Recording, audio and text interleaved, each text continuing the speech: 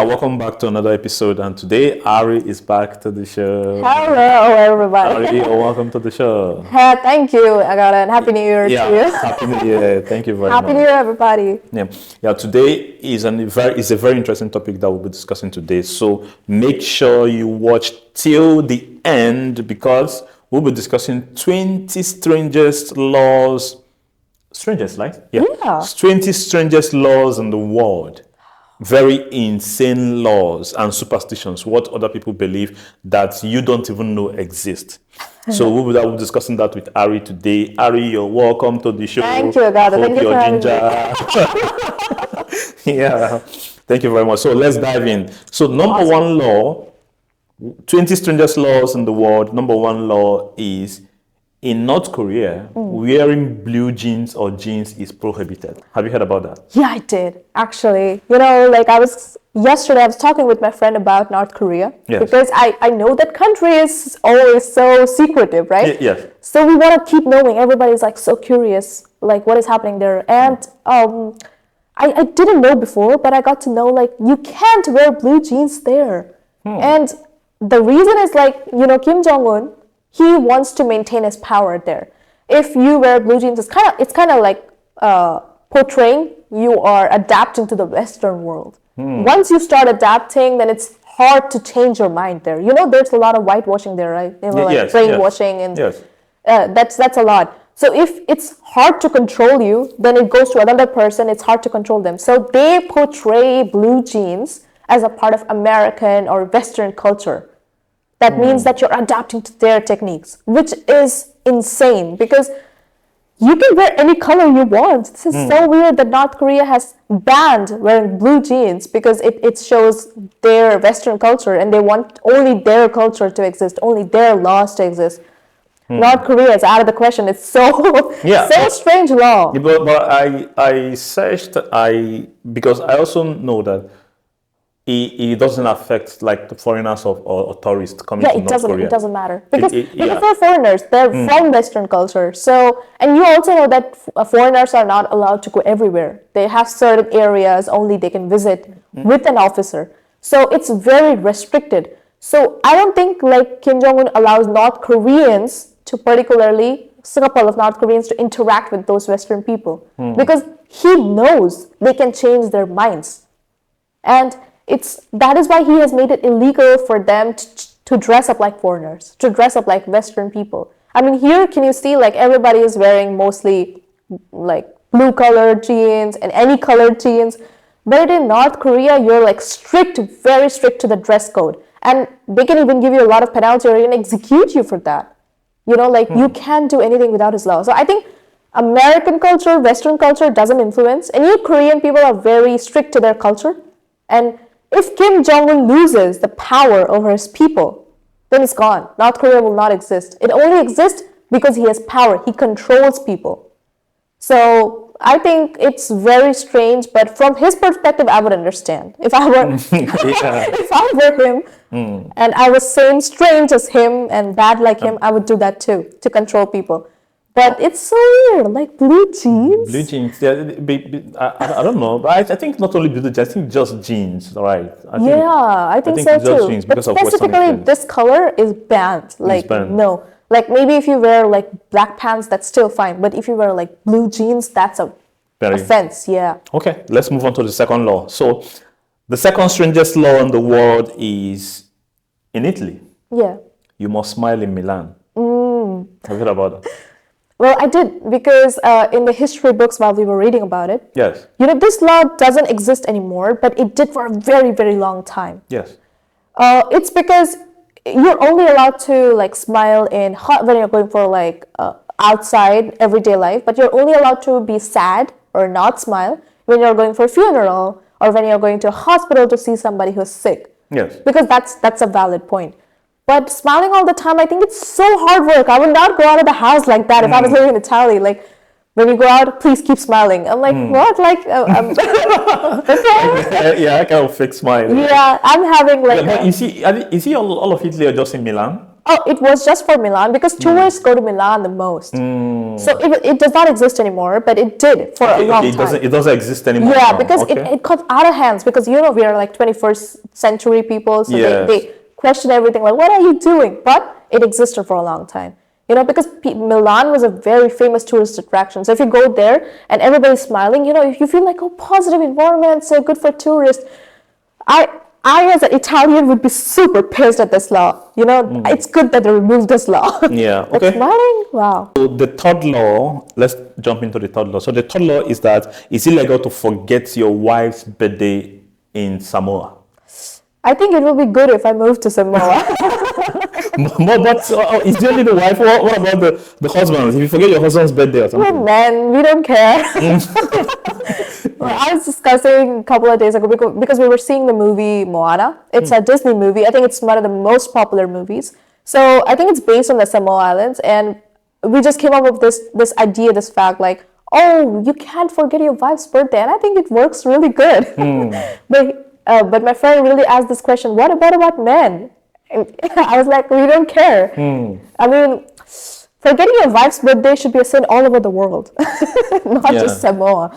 Because, it's a strange law. I mean, law shouldn't be like that. Like if you forget it, if you forget it, you can be like publicly shamed, and you can have like heavy taxes and heavy fines. So I think this law is like funny law, which shouldn't exist to be as a law. It's just it can be a culture, it can be a tradition, but it shouldn't be a law. Like executed, fined, public shaming. I think that's little too much. But recently I researched about this and I found out that some Samoa resident was saying that this law is not true or it doesn't exist. But these are what do you have to say?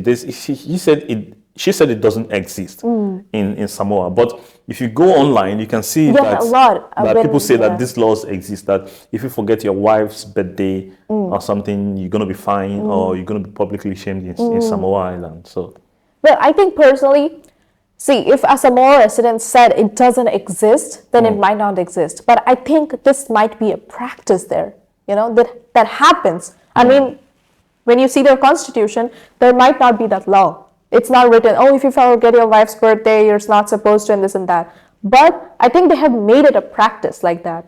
Like if you forget it, we're going to do that. If you forget it, we're going to do. So it's been happening in the society for a long, long time. So that's why they feel like it's a law, even though it's not a law. Okay. Yeah.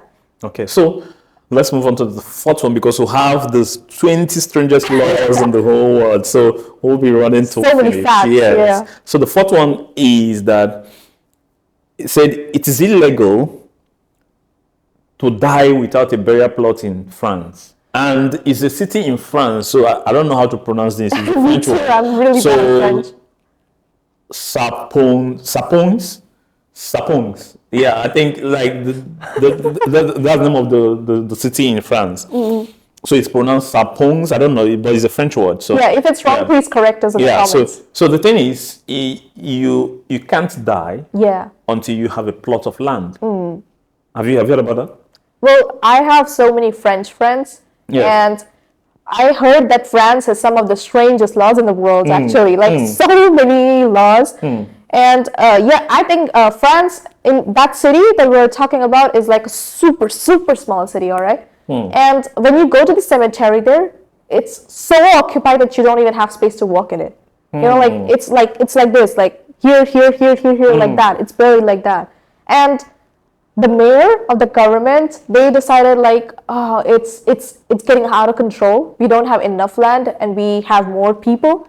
So if anybody wants to die, they just impose this like as a law. If anybody wants to die there, or if anybody dies without a land, it will be illegal. Like you can't. You first must buy a burial plot, like plot burial where you can be buried. So let's say I'm living and I'm like signing some papers, and my mother's like, what are you doing? I'm signing paper for my dying. I will be dead and there's a good place. I want to be buried there. Yeah. I wish taking a law that maybe is something that death understands. Like the mayor says you're not going to die. Yeah. Mayor, thank you, I'm not going to die.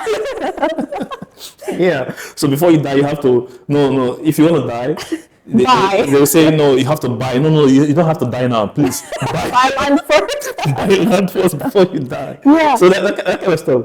So I think it should be like, if they can really control that, instead, that people would like that. Yeah, I think. So that means I'm not going to buy land. I'm not going to buy any plot in that place because Makes sense. I too. I want to live long. I want to live forever. So I'm not going to buy a plot. But yeah. what if I don't know what happens, but what if you don't buy a land and let's say you're broke as fuck. So what do you do then? I don't know, because what I saw was that the city is a very small city with 260 residents, and the mayor wanted to buy the extra land for the cemetery, but the court's ruling says they can't get the land for the extra space for the cemetery. Right. So in order to, they now say that before anybody dies, they have to buy a plot for themselves where they will be buried instead. Because I think if people die without getting those things, it would be like a burden on the city government, on the mayor, everything. So I think that's why I think this law is I won't say this law is like funny or something, because I think this law is like a good law. I mean, if I was the mayor too and this was a concern, I would have said the same thing. And I don't think that the land there is super expensive. But my question is, because if you don't get this plot, I think you're fined or something. You're fined.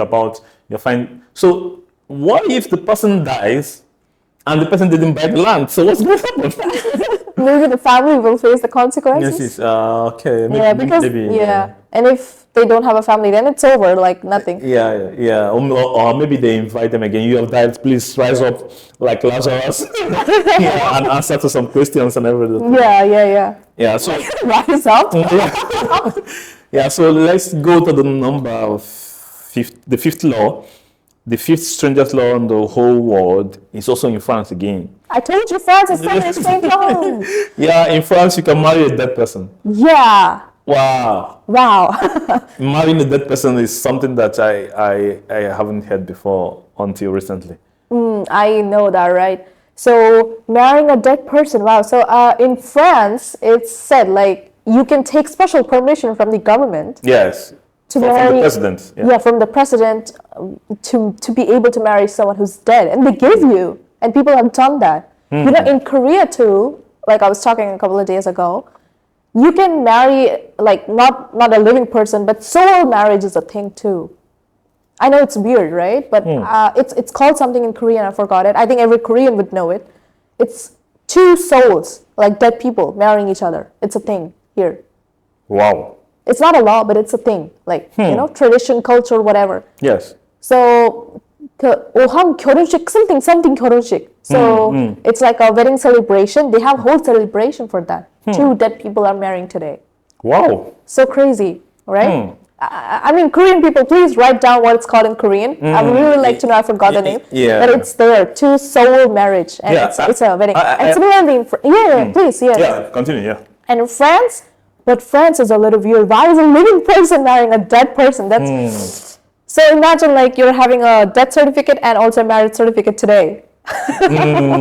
Yes. I mean, would you marry a dead person? I would never marry a dead person. No, why? So, but I heard that it started when there was this person. She's pregnant with someone with a baby, and the fiancé died. The dam something like collapsed and killed the fiancé.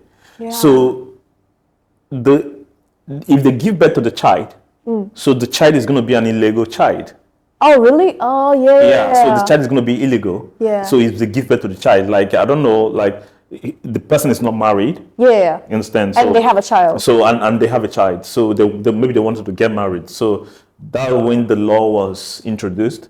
So it allowed the pregnant lady to officially get married to her dead fiancé. To have a legal child. So that they can have a legal child. Wow. So that was it. That was how it started. And again, it was also granted by a senior police officer or something that was killed in something. So the fiancé or the married the police officer was one of the big police officers then. So in France, so they got married to that person. But I heard that. I have a question. Like, Yeah. I mean, I understand that what love and because of love and because of this that we can marry. But my question is, isn't France like a very, very fast forward country? Like, you know, like having a child without a dad isn't it like normal in France, or is it like a very big deal? I mean, in Asian countries it might be a deal, because in Korea or in China too, there are single moms or there are like single dads who haven't married but have a child. You know, France isn't it like to an advanced country? The thing I've forgotten the date, but I think it was in 19th century or something that Oh, the law yeah. started. Something like marrying the dead. It was in 1918 something. Yeah, super early. 1860 something. It's like super early, you understand? So it was considered illegal then. Oh, yeah, that makes sense. So that was Totally. But now they have the laws. You can marry the dead, but you can only get permission from the president, and it also has some limitations. Like there is no inheritance. Yeah. There is no inheritance. That transfer of inheritance, no. But you're going to be covered by maybe insurance or stuff. But there is no transfer of inheritance. So I would have said if there are transfer of inheritance, why not? All of us are going to marry dead people. Because you find like a rich man. He's not coming back. Yeah. I got his money. Yeah. You find a rich man and said, a rich woman and said, oh, I used to love this person so much. Please, I want to marry him. I want to marry her. And take his money. And take everything. So there's no transfer of that's good. inheritance. That's good. But what if someone who's like super, super poor and just marries, like, is insurance going to cover that much cost for them? For being able to have a good life for this child? I don't know. I don't know much. I don't know much about like getting married. But the only thing I know is that there is no transfer of inheritance. So every other thing should be just normal thing that every other person, every other citizen, every other person benefits from. Yeah. So number 6. Yeah. The sixth strangest law in the world is that in UAE is considered offensive or maybe an offense for you to burp. You know what I mean by burp? Like belch. Yeah, like you're good at burping. Yeah. So it's very, very offensive or illegal to burp in UAE. So, yeah, you could even get deported for that. Like if you burp in public, because you can get deported for that. It's a crime there to like burp in public, because actually UAE is very, very strict with its laws. No burping or no kind of like, you know, making the environment bad.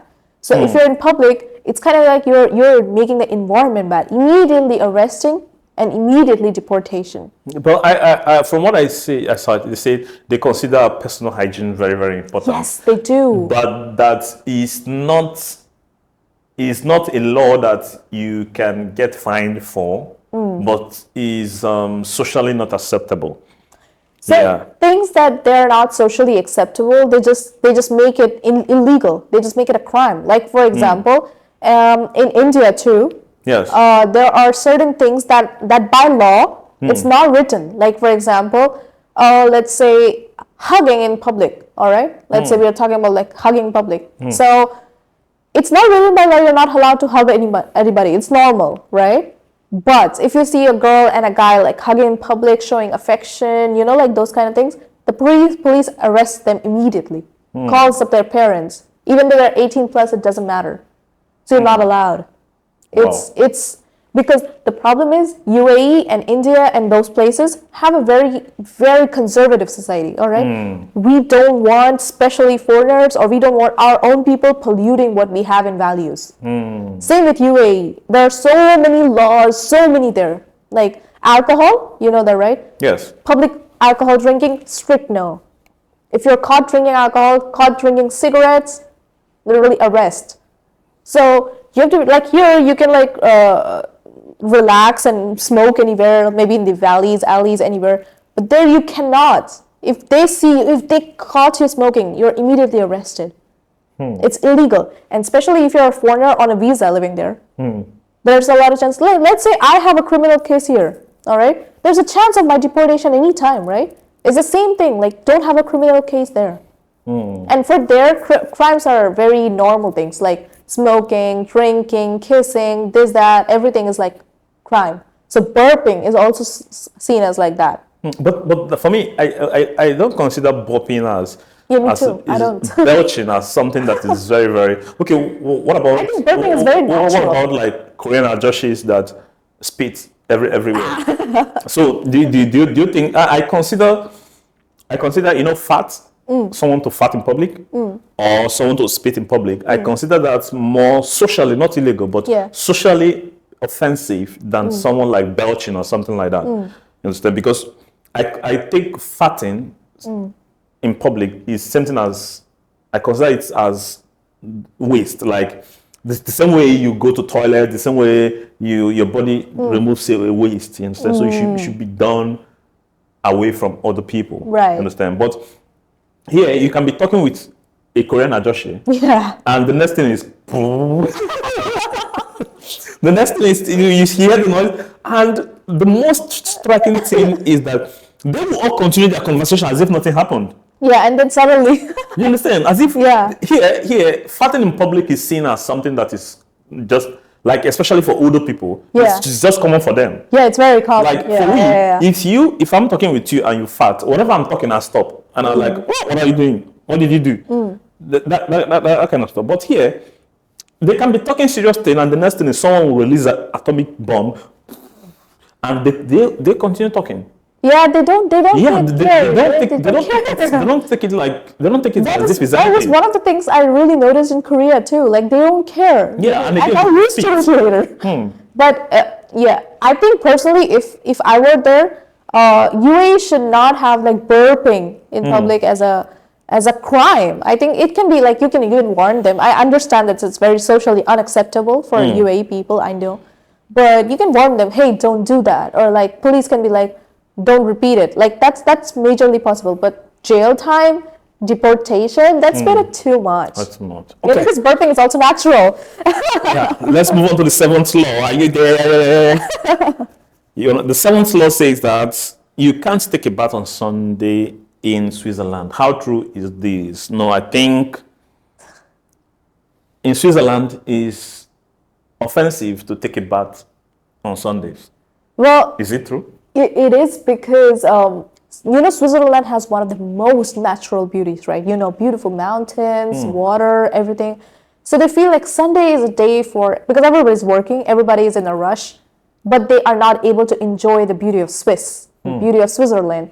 So they want on Sundays people to be able to be quiet, rest, and enjoy the beauty of nature.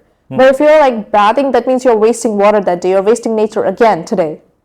So they want you to minimize the use of nature that day and just enjoy the nature. I disagree with you. That's not. See, I think. I mean, people normally don't take baths on Sundays anywhere in the world. I think is the major cause of the problem is that Sundays, like people go to work, and when they go to work, they. On weekdays people go to work. Yeah. On weekdays people go to work, so they have only Sundays to rest. Yeah. So they want to minimize as much noise as possible because even taking out your trash is seen as offensive in Switzerland on Sundays. Yeah. Taking out your trash, doing your laundry is seen as offensive in Switzerland because of the noise. The noise from your laundry, the noise from going to take out your trash. The noise from going to take out your trash, the noise from if you're bathing, the water coming down and everything is seen as offensive because that's the only day people have time to rest, to be quiet, everybody's at home. But I also think like not just noise, but any natural resources. Like for example, if you talk about trash as well, right? Trash is also seen because if you put out trash, it's going to make the environment dirty. They just want environment clean that day.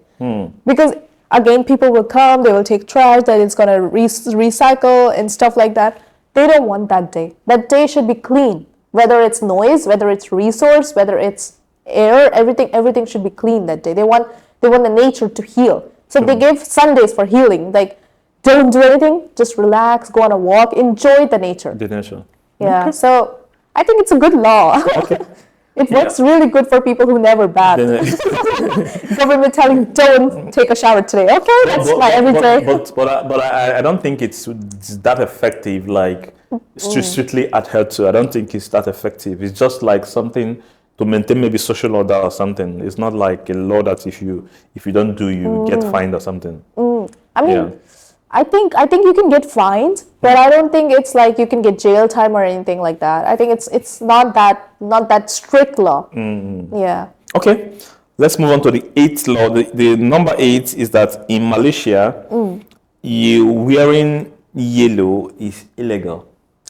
Yeah, this is so weird. Like, yellow is illegal because yellow is seen like as a sign of protest in Malaysia. Like, like you're protesting against the government. Yes. So all the people who are protesting against the government, they wear yellow as a color of showing their sign. Oh, we are protesting. So if you're wearing yellow in the public, I mean, at home nobody cares, but outside if you're wearing, that means you're trying to protest against the government. Yes. And that's kind of seen offensive. So they just said no yellow. I mean, they didn't say no yellow in house. They just said no yellow in public. Yeah, I think it is because in 2006, there are a lot of protests against the government in Malaysia. Yeah. So what happened was that people that came out for the protest, everybody was wearing yellow. Yellow, right. So people now saw that, governments now saw that, okay, if you wear yellow outside, it seems that you're reminding them of the protest, which shows that you're against the government or something like that. Yeah, so people try to avoid wearing yellow in Malaysia. So if you're in Malaysia and you want to wear your nice yellow, please listen, that is a sign of a protest. Do you know a weird thing? I wore yellow and went to Malaysia. Wow. I mean, I had a layover and I didn't know these laws, right? Because I thought Malaysia is a cool country. It's okay. And I just wore I wasn't wearing like only yellow. I was wearing like multiple layers. But I did wear yellow and nobody said, I think for foreigners it might be, I mean, they will issue a warning or something. Yeah, but they didn't say anything a lot. But Malaysians specifically should not wear yellow. Yeah. So the 9th law is that in New Zealand, you can change your gender without surgery. Oh, yeah. Yeah. So you can wake up tomorrow and say, oh man, I want to be like you. Yeah, I identify as a male today. Yeah. Rude. Yeah. So you just go with a lawyer. Write something like change a request or something to the court. Yeah, they process it. The process and you'll be granted. Even your passport, you can change. Like you are now, you can identify as a male and everything, and without even surgery, without even trying to look like a male. So it happens in Switzerland. So well, I have no offense, but I think this is a weirdest law I have ever heard. Like how exactly are you allowed like that? I don't think I don't identify with this law. What am I even saying? Identify with this law? Male, female. Well, it's like I support transgender, lesbians, gay, LGBTQ, everybody, but without the surgery, just identifying yourself a different gender, that might be a little too much. Like, like we as a woman need to feel safe. Like, let's say if I'm entering like a bathroom, all right, in New Zealand, and a male enters, and I'm like, what the fuck? And he said, no, I'm a female. And even though his whole body is a male, and he says, I identify as a female, and I would run. Like, that would be so weird. Or let's say like you and other people are like all peeing in the bathroom, and a woman enters. How would you feel? Like so unconscious, like, well, what happened? And she said, no, I'm also male, let's all pee together. And you'll be like, what? So that kind of like feels weird.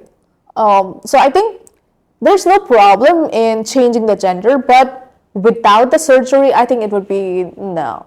I don't really think this law is good. What do you feel? Is this law? Yeah, for me personally, whether it's the surgery, without the surgery, and everything, and one thing about us is like we are afraid to say things that we don't agree with. You understand? I agree. Everybody is afraid to say that this is wrong. I don't agree with this. I don't. Because they don't get cancelled. Because people are going to attack you, or you get cancelled, or you get. I've seen people that they can on camera say, "Oh, I support the LGBT. I support this." On camera, they say it. Yeah. On camera, they say it. But when we are not on camera, they said that's rubbish. You understand? So your mind is telling you something, and you are voicing something that is different. So instead of me, for me, if I don't want to say it, I can just say I'm afraid not to say it. I'm afraid because of I'm going to get attacked. So, but for me to say, I support these people, I support that people, I support these people, I know what's good for me, I know what's bad for me. So that's just the thing. But for me, if I'm against this thing, I'm against it. It's against my moral code, you understand? Yeah, it's against my moral code. But for me to say, I support these people, I support these people, I don't. Understand, but for me, if something is against my moral code, it's against my moral code. I think like changing and allowing a person to change their gender without the surgery, I think I would not agree with that kind of law. Like if I were a New Zealand citizen and this was happening, I would protest. Like this would make me feel very unsafe, make men feel very unsafe, because it's not a problem with transgender. Transgenders do exist, but they're safe. But just saying, hey, I'm a female just on my passport, in real life you're just a whole male. That's so weird. I don't agree. We are in a strange world, so so everything is strange. Like even identifying as this, that everything is strange. I identify as world. So the 10th one is that in North Korea, you have only 28 hairstyles that the government approve of.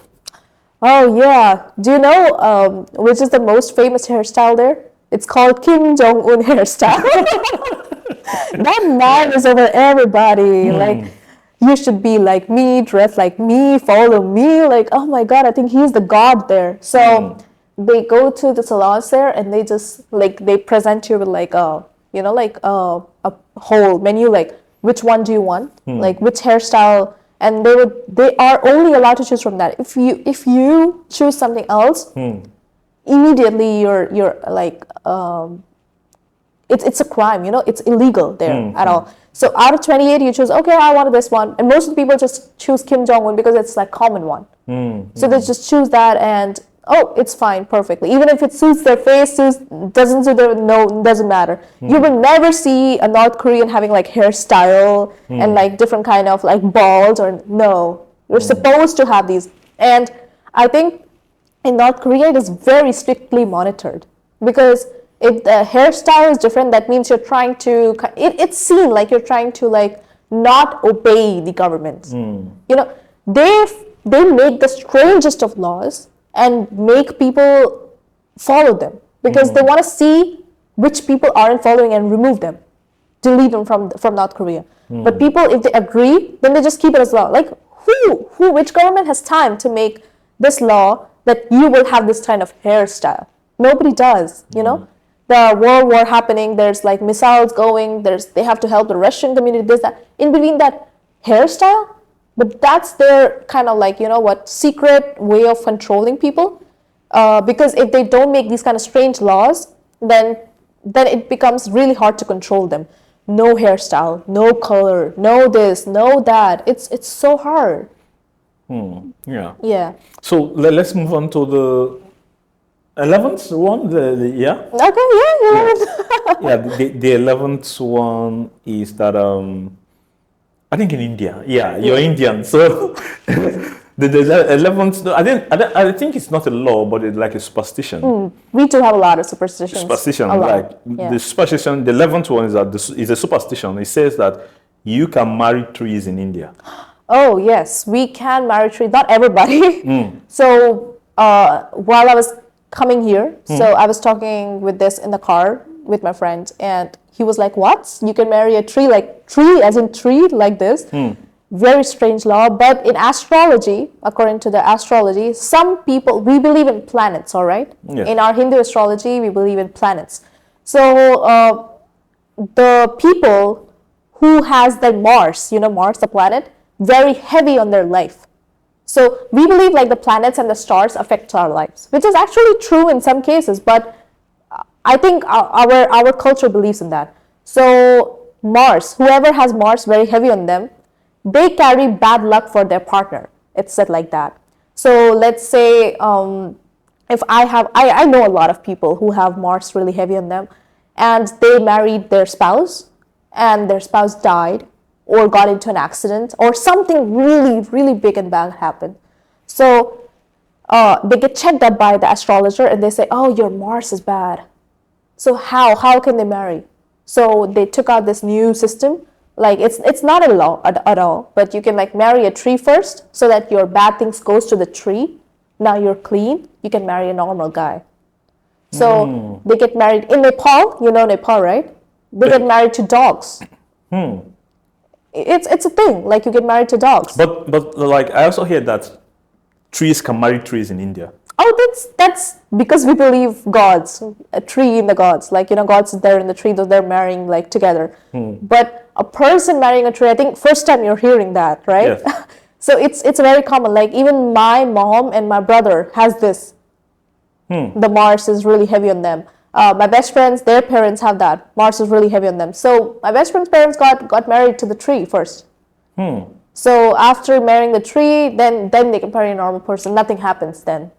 Yeah. So it's just a tradition we have. And I believe in all the Indian superstitions really deeply. Yes. So I think marrying a tree transferred your sins or your Mars problem to them, and now you're clean and you are not going to affect another person's life. So I think it's okay to, why we say prevention is better than cure, right? So it's that we follow. So in India, tree marrying trees, like for example, if I'm in my backyard, I'm hosting a party and someone say, what are you hosting? I say, the tree in my backyard is getting married. I know. How do you guys say? I say, that tree in my backyard is getting married. So that's why we're throwing a party. I mean, we don't have a party for that. We just do like tradition, like, like small ritual and make the trees like covered together with like threads. Yes. Like that. That's how we marry, and everybody knows like, oh, these two trees are going to get married. But trees also living being. That we respect everything. Hindu culture is about feeling God in everything. Whether it's this guitar, we feel like it is also a God, like God of music. Yes. Whether this tree, whether this anything, like everything we believe, everything is respectable in our culture. So trees too, they're living beings, and two trees marrying each other. Well, I have actually not seen one, to be honest, but I think it might be common in more villages. Yes. Okay. Let's fast forward because of time. So the 12th law is that black cat crossing your path. Well, this is something that every Indian will agree to. Black cat crossing the road and everybody stops. Like stops as in like, doesn't matter whether you're going to the most important meeting of your life, you will stop. Like even in Korea, I've done that. I still do that. So there's a black cat. A black cat is actually seen as a sign of negativity. Like anything that, like if you're going, bad luck is going to come. And I feel really sorry for cats, but black cat we see as them as a sign of like negativity and bad omen, bad evil. So let's say if you're walking and suddenly a black cat crosses, you wait. Now you're going to ask, till when are you going to wait, right? When someone else, we're selfish, I think. When someone else crosses that first and then we go because they took that.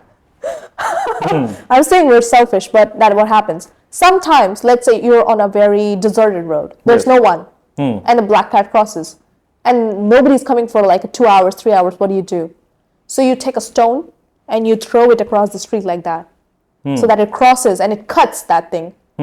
So black cat coming and being together, it's not a bad sign. But black cat crossing a road, immediately stop. Vehicle, people walking, anybody will stop, and they will just try to like cut that with other people or with stone. So it's just seen as a sign of black bad omen. Wow. I still do that, and I stop my friends don't go, and they're like, why? I don't want to tell them because they will make fun of me. Like, what kind of tradition is this? But it is what it is. So it's been from centuries, I can't even explain why, Yeah. but it is.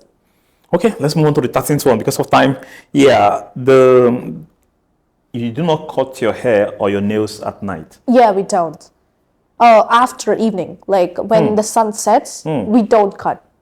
So in our case, the gods, like after sunset, they rest, all right? Or they come back from their own like work or whatever they do. So if you cut the nails or if you cut like hair, like for nails, it's like removing your luck. Whatever grew from hair, it's luck during a whole day. So if you cut it, it means you're removing your luck. Yeah, you can cut it during daytime. That means it's still growing and it can still come and grow. That's fine. In the daytime, it's not a problem. But at night, no. And your hair too, at night, no. It's again like cutting the luck. Similar to a tradition like you should not comb your hair at night because someone bad, evil comes and ghost comes or like that. It's also a culture. So I avoid because my mom said don't do it. So I just avoid. It's like removing luck and whatever good positive vibes you have, you're just removing it, everything. So don't cut your hair, don't remove your nails. That's what I believe in. And I just agree with my mom. I don't even question back why. Yeah. Okay, the 14th one. The 14th one says avoid sweeping after sunset. Yeah, that too. It's again luck. Because you cleaning your house, that means we're removing the goddess of wealth from our house. Dirt is not seen as wealth, but it's just like whatever wealth you got in your house that day, you're trying to remove it from your sweeping it. So we don't do it at all in the night. Wow. Yeah, so it's a lot of, we don't want to, whatever luck, positivity comes, we don't want to remove it out of the door. Whether it's nails, hair, dirt, just stay as it is. Enjoy your day. Do it during daytime, clean 10 times, but after night, don't sweep the house. Wow. Okay, the 16th, 15th or 16th, I think? 15th. 15th.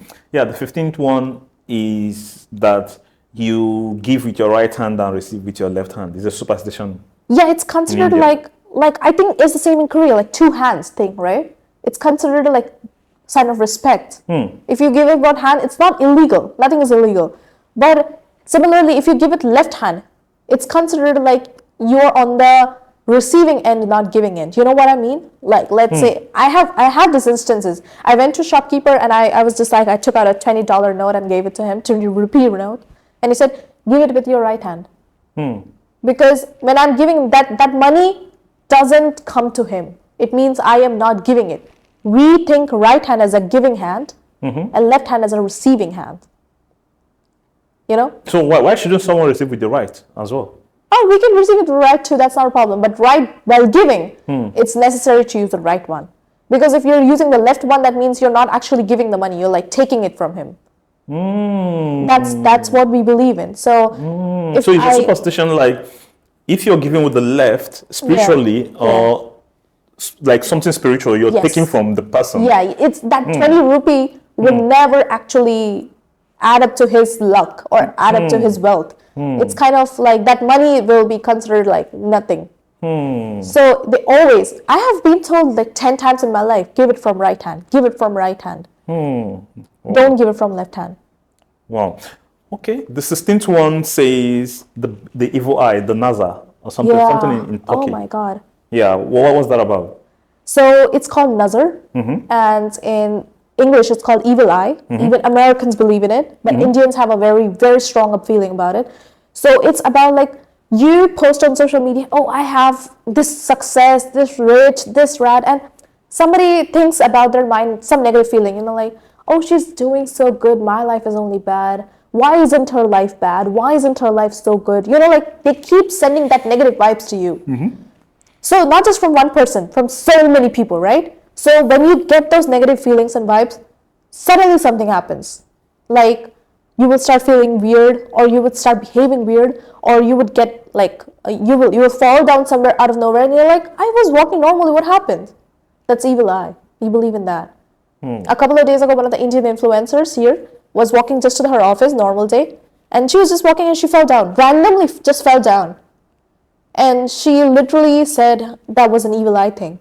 We can feel it when evil eye comes. You know, you start feeling that this is not what I am. This is going out. And how do we remove the evil eye? We take like chilies, red chilies, and we turn it like 7 times anti-clockwise and burn it. If, you know, red chilies burning, it's gonna like, everyone's coughing and stuff like that, right? But it doesn't. That's weird, right? Nobody coughs because it doesn't give anything. It just burns. That means you have evil eye. If people cough, that means, oh, you don't have evil eye. That's a way to find that. Wow, that's a way to find out if someone has an evil eye. Yes. In India. Yeah. Usually if you burn chili, normally everyone will be like, oh, turn on the ventilator. Everyone's coughing. And red chilies, big ones. But when you burn someone, you take the 7 times like anti-clockwise and you burn that thing. 7 red chilies. My mom did 7. Nobody coughed. It just burned and gone. If nobody coughs, that means you have an evil eye. Yeah, and it just burned away, and now you start feeling better. That's how we do it. We really do it. Wow. Okay. The 17th one. Yeah. Is does eating curds or sugar before important work? Every time. It's considered like as a part of good luck. Like even today, my mom said start with something sweet. It's considered like that. You know, like before you're going for an exam, every exam, my mom used to make like curd and sugar together, yogurt and sugar together, and feed it to me. Because that's considered like the most healthy and most sweet thing. We consider anything we start with sweet because we feel like it should be filled with like happiness and sweetness and like that. So any exam, any important meeting that will change your life, we do that. Not just me, my grandmothers, everyone. I think in India, everyone does that, literally. So it's a practice in India to start things with sweets. So curd and yogurt is considered the most simple and yet better option, healthy option. So everybody does that. It's a simple option to get. Wow, okay. The 18th one is that hanging a lemon or green chili on the door. To remove the evil eye. To remove the evil eye. Yes. So when you go to big shops, like jewelry shops, you know, people are like, oh, it's so fucking rich. You know, they give negative vibes a lot. Yes. People hate a lot. So most of the big shop owners, they like put 1 lemon and 3-4 like chilies. I don't remember how many chilies, but they put it in that like thread and they tie it outside. That does not, you've seen that, right? I've seen that in Korea. The one they do is the dry fish. Yeah. It's the same thing. Like Koreans use dry fish. Right. Like dry fish and put in front of the door and some other stuff. That's to remove the evil eye. Evil eye and not allow negative vibes to enter. So you can say that evil eye is basically jealous, envy. Yes, that's it. So that you don't allow it to enter. Yeah. So you don't allow any negative vibes. Like what you're entering, it's getting cut off by that. It's taking the lemon and the chili is taking it. So even if you enter with a bad intention, your intention is not getting inside. That's why. Okay. 19th one is that seeing an O is a message of wealth. Yeah, because you know we have a lot of god and goddesses, right? So yes. One of the goddess that is very, very beautiful and amazing is goddess of wealth, goddess of money. She's called Lakshmi, and her transport is an owl. So if you see owl, that means she's sending a message that you're gonna get so lucky, so much money. So that is what we consider. Have you ever seen an owl in real life? No, I haven't. I have. Like we were sitting in a dorm, and suddenly the owl appeared on the window, and everybody was like, "Oh, come on, see the owl!" Nobody gets scared. They get like really happy, really excited. Like wow, seeing an owl is literally the translation like you're gonna get rich. That is what we believe in. And especially white owl, that means peace and rich. So happy and rich. So owl is considered like that. So we have a lot of god and goddesses. Everything has a god and goddesses. So our goddess of wealth travels in an owl, on an owl. So that's why owl is seen as like that. Okay. That's the 20th one. Wow, real. The last one. I think you have to tell us the last one. Or should you allow the audience to give us the last one? Okay, sure. Yeah. Okay. So please let us know the 20th strangest law or superstition in your country. Let us know. We want to know strangest type of laws. The strangest type of laws, the strangest superstition. What excites you guys? Yeah. Okay. See you next time, Harry. Thank you, Agata, for having me. It's Nice. awesome. Thank you. Make sure you subscribe. Okay.